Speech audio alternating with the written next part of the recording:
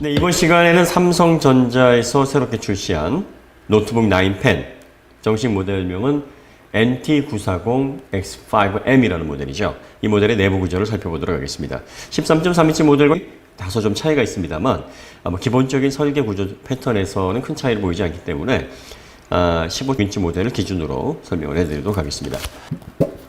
외형편에서 잠깐 설명을 해드린 것처럼 구조가 알루미늄 합금으로 변경이 되면서 상당히 단단해지고 내구성이 우수해졌습니다.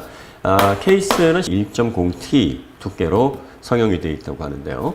네, 기본적으로 그 규격 나사를 사용하기 때문에 풀어서 이렇게 뭐 한 대 모아 놓아도 나중에 조립할 때 나사의 어떤 길이로 인해서 섞이는 그런 불편이 없습니다.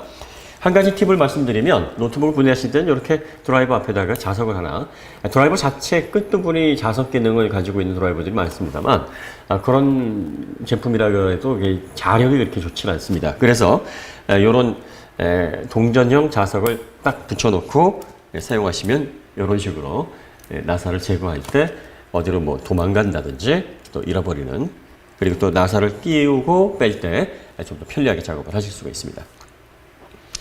자, 구조적으로 이제 몇 가지 점들을 좀 세부적으로 보시겠습니다. 먼저 배터리를 보시면은요. 네, 배터리는 리튬이온 폴리머 배터리예요. 근데 보통 그 리튬이온 폴리머 배터리라도 이렇게 표기되기에는 리튬이온 배터리로 표기가 됩니다.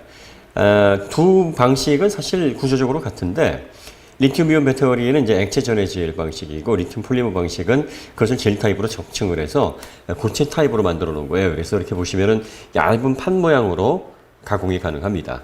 그래서 이렇게 얇게 노트북 내부 안쪽으로 비트인을 할 수가 있는 것이죠. 용량을 보시면 15.4V 54Wh 용량을 가지고 있습니다.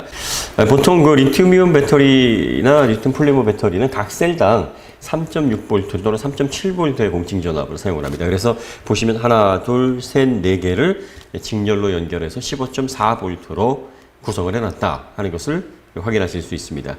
54W면은 저전력 프로세서를 사용한 노트북에서는 상당히 괜찮은 용량입니다. 경우에 따라서는 10시간 이상 전원절약을 하면 그 10시간 이상도 사용을 할 수 있는 그런 배터리죠. 삼성에서 공식적으로 발표하는 시간은 뭐 이렇게 밑에 자막으로 나갑니다만, 요거는 이제 사용 시간에 따라서 상당히 좀 늘어날 수도 있고 줄어들 수도 있는 그런 시간대입니다. 그래서 어떤 작업을 하느냐에 따라서 시간의 탄력성이 좀 있기 때문에 정확하게 몇 시간을 사용한다 이렇게 보실 수는 없고요. 다만 여러 각 모드에서 이 정도 사용을 할 수 있다, 제조사에서 발표한 것을 참조를 하시면 되겠습니다. SSD 모듈입니다. M2 규격으로 들어갑니다. 네, 스피커는 이렇게 양옆으로 내장이 되어 있습니다. 스피커 출력은 1.5W, 1.5W 이렇게 출력을 지원을 합니다. 삼성 노트북 같은 경우에는 내장 스피커 성능이 상당히 좋은 편입니다. 기본적으로 출력도 높지만 사운드 조율이 잘 돼 있어요. 그래서 최대 음량 시 음이 찌그러진다든지 파울링이 발생한다든지, 아니면 내부적으로 어떤 그 공명 설계가 잘못돼서 음질에 어떤 왜곡이 생기는 그런 현상이 거의 없습니다. 그래서 전 영역대에 고른 양질의 음질을 들을 수 있다는 것이 이제 삼성 노트북의 특징인데요.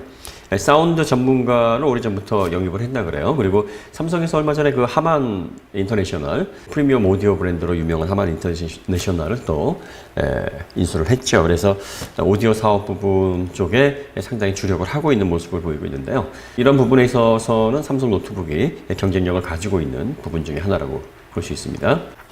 네, 쿨링팬입니다. 듀얼 구조로 되어 있고요. 히트파이프하고 냉각파는 프로세서와 그래픽 칩셋을 일체 타입으로 제어를 하는 방식입니다. 그러니까 프로세서하고 그래픽 칩셋에서 발생하는 열을 히트파이프로 쿨링팬 쪽으로 옮긴 다음에 두 개의 쿨링팬이 외부로 빠르게 배출하는 방식입니다. 게이밍 노트북 같은 경우라면 이런 구조가 발열에서 좀 취약한 어떤 구조일 수 있다 이렇게 보이지만, 지금 이 모델 같은 경우에는 저전력 프로세서를 사용을 하고 있고요. 그리고 그래픽 칩셋이 외장 그래픽이긴 합니다만 아주 성능이 우수한 그래픽 칩셋은 아니기 때문에 이 정도의 그 냉각 시스템 정도면은 원활하게 제어되지 않을까 그런 생각이 듭니다만, 요거는 또 저희가 성능표를 통해서 확인을 해야 될 부분이겠죠.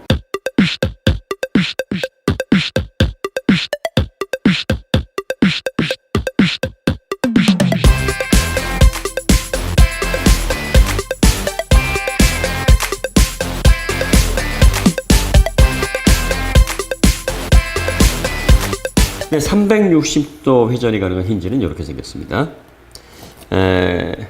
포트부는 이렇게 서버보드로 연결이 되어 있고요. 주 메인보드 아주 작게 설계가 되어 있어요. 기본적으로 이제 내장 그래픽과 외장 그래픽, 15인치는 이제 외장 그래픽이고요. 13.3인치는 내장 그래픽이기 때문에 15인치의 메인보드가 약간 사이즈가 큽니다만 기본적으로 뭐 큰 차이는 보이지 않습니다. S펜은 이렇게 들어갑니다. S펜 같은 경우에 이렇게 꽂아서요. 네, 이렇게 빼는 방식으로 안에 S펜이 들어갈 수 있는 튜브를 삽입을 해놨네요. 그런데도 불구하고 내부 공간에 여유가 좀 있어요. 그래서 이런 부분까지 다 장치를 채워가지고 밀도를 높이면 좋지 않느냐 이렇게 생각하시는 분들 계신데요. 이런 여유 공간이 좀 있어야 내부에 찬 공기가 들어가서 회전을 하면서 그래픽 칩셋이나 프로세서에서 발생하는 열, 이것을 빨리 외부로 방출할 수 있는 흐름을 참게 됩니다. 그래서 이런 공간들이 실제로는 공기 흐름이나 열 관리 면에서 상당히 좀 중요한 역할을 한다고 볼 수 있어요. 자, 그러면 이제 쿨링팬을 한번 제거를 한번 해볼까요?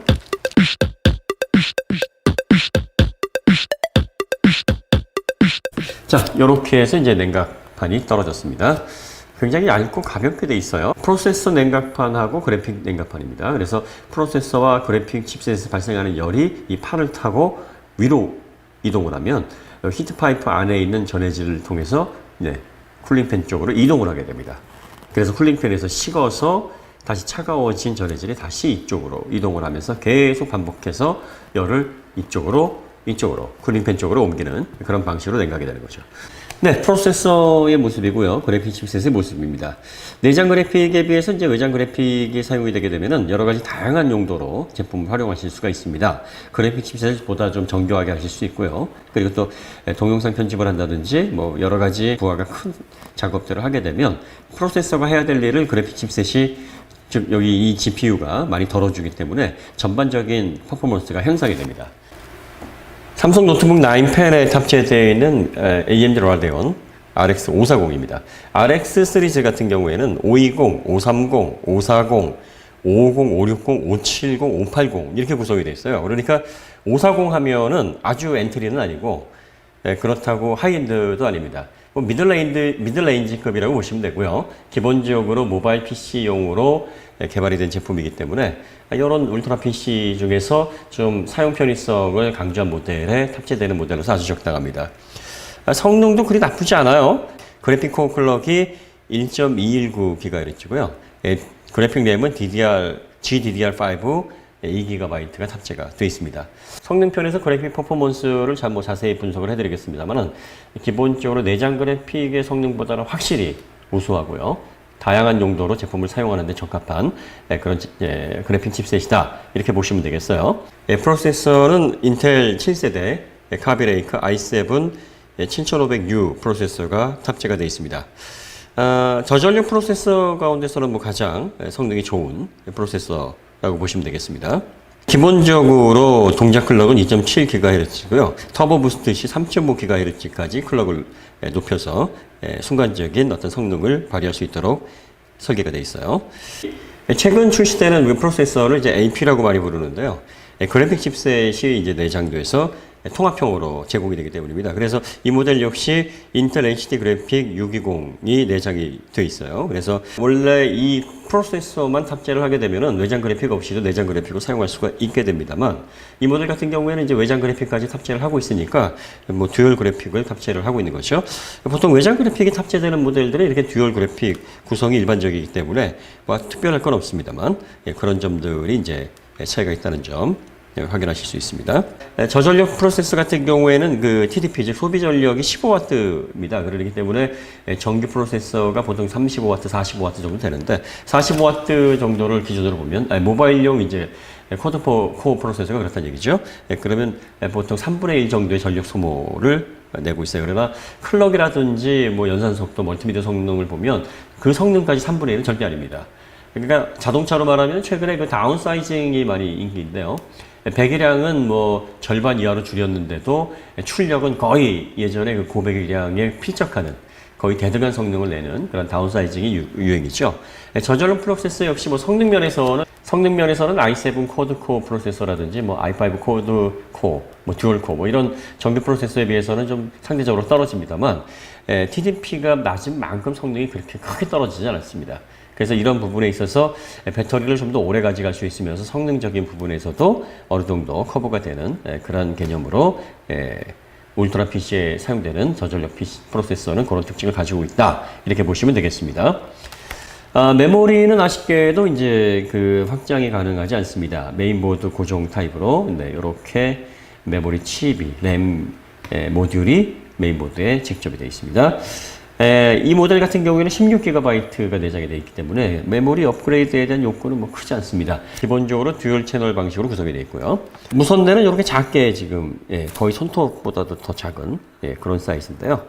802.11 AC 규격으로 지금 다 교체가 되어 있기 때문에 무선된 부분에서 뭐 특별하다 하기가 좀 그래요.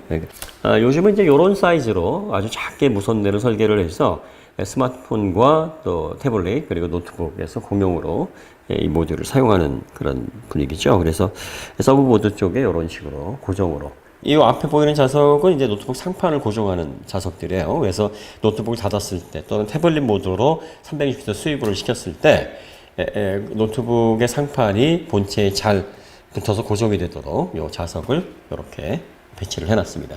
네, 본체 상단 안쪽에 보니까요, 마그네슘으로 아주 단단하게 설계가 되어 있네요. 그리고 롤케이지 방식으로 이렇게 강성을 유지할 수 있도록 성형을 해놨습니다. 이렇게 되면 이제 부분 눌리거나 압력을 견디는 힘이 굉장히 강해지게 되죠. 상당히 여기 두껍게 설계가 되어 있고요. 손으로 눌러도 거의 뭐 쿠션 현상 느껴지지 않고, 구조물도 상당히 단단하게 되어 있습니다. 기본적으로 삼성 노트북 9 펜의 어떤 손으로 느껴지는 강성이 상당히 뛰어났었는데, 이렇게 내부 구조를 통해서 이런 점들이 확인이 되니까, 강성이 왜 이렇게 좋아졌는가 하는 점들이 실감이 되네요. 기본적으로 이 키보드도 안쪽에 보시면 이제 폴리카보네이트로 마감이 되어 있어요. 이렇게 되면은 요게 이제 누수 지연 기능을 위해서 이런 식으로 키보드 위에 물이 쏟아졌을 때 메인보드로 물이 침투하는 시간을 벌어주는 역할을 하는 거죠. 물을 뭐 이렇게 배수로를 통해서 빼는 것이면 더 좋겠습니다만은 얇은 구조에서는 사실 뭐 이런 어떤 그 배수 구조를 가져가기는 어렵죠. 뭐 싱크패드가 예전에 그런 어떤 기술들을 사용을 하고 있고, 지금 T 시리즈 같은 경우라든지 P 시리즈 같은 경우는 아직도 그 기술을 활용을 하고 있습니다만, 이렇게 폴리카보네이트 필름으로 키보드를 감싸 놓기만 해도 한 물이 쏟아졌을 때, 뭐 커피 같은 거 쏟아졌을 때 한 몇십 초 정도, 뭐 길게는 한 1, 2분 정도 메인보드로 침투하는 시간을 막아줄 수는 있어요. 그러면 이제 전원 버튼을 끄고 물을 빼낸다든지 아니면 뭐 배터리를 재빨리 분리한다든지 이런 시간을 벌 수가 있는 것이죠. 그래서 이런 구조가 적용이 되어 있다는 점. 아까 설명했듯이 배터리는 뭐 이렇게 얇습니다. 그래서 리튬 폴리머 방식으로 이렇게 각형으로 해서 제작이 되어 있고요. 기본적으로 이런 내부 구조를 가지고 있어요. 상당히 단단해졌고, 그리고 또 발열에 대한 대비도 좀 잘 되어 있는 것 같고, 무난하게 내부 설계가 잘 이루어졌다, 뭐 이렇게 보여집니다. 조금 더 가벼웠으면 좋겠습니다만은 뭐 단단한 어떤 내부 구조를 살펴보니까 뭐 어느 정도는 뭐 납득이 되는 그런 구조인 것 같아요.